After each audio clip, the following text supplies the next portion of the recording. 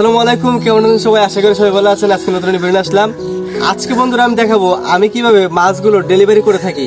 আমাদের মাছগুলো তো অনেক জায়গায় যায়, কিছু কিছু জায়গায় বাস দিয়ে ডেলিভারি দেওয়া যায় না, ওই জায়গায় আমরা কুরিয়ারের মাধ্যমে মাছগুলো পাঠিয়ে থাকি। এবং কিভাবে পাঠিয়ে থাকি আজকের ভিডিওটি সম্পূর্ণ এই জন্য।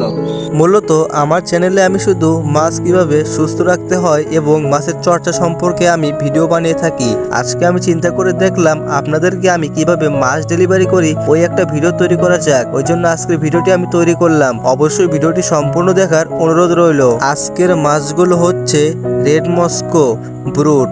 এগুলো অনেক বিগ সাইজ, আর এগুলো মাছ আজকে আমরা ঢাকা নারায়ণগঞ্জে পাঠাচ্ছি। কিভাবে এজিআর কুরিয়ার সার্ভিস দিয়ে পাঠাবো অবশ্যই ভিডিওটি সম্পূর্ণ দেখার অনুরোধ রইল। এরপর আমরা সুন্দর করে মাছগুলো পলি করে নেই, তারপর আমরা প্যাক করব। সুন্দর করে প্যাক করার পরে আমরা বগুড়া সাতমাথার উদ্দেশ্যে আমরা রওনা দেই। আমার বাসা থেকে সাতমাথা যাইতে একটু সময় লাগে, আর এজিআর কুরিয়ার সার্ভিস সাতমাথায় ছিল, ওই জন্য আমি সুন্দর করে সাতমাথা যাওয়ার জন্য রওনা দেই। আমরা তো সবাই বলি অনলাইনে মাছ বিক্রি করা কতটা সহজ। হ্যাঁ, বুঝলাম সহজ, কিন্তু এই মাছগুলো যখন ডেলিভারি করতে হয় তখন একবারে জীবনের উপর দিয়ে উঠে যায়। কি পরিমাণ কষ্ট যারা মাছ ডেলিভারি করে থাকে তারাই একমাত্র বুঝে। এই দেখুন, সিএনজি থেকে নেমে আমি একুপের মোড় চলে আসছি।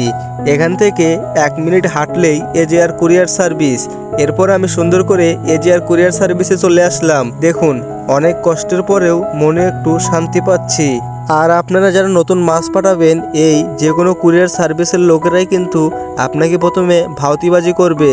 প্রথমে বলবে জীবন্ত মাছ নেওয়া তো রিস্ক, তাহলে একটু টাকা বেশি দিতে হবে। কিন্তু যেটা ন্যায্য দাম আপনারা ওটাই দিবেন, তাদেরকে বেশি দিয়ে কোনো লাভ নেই। অবশেষে আমি সব কাজ করার পরে আমার বাসার দিকে আমি রওনা দিলাম।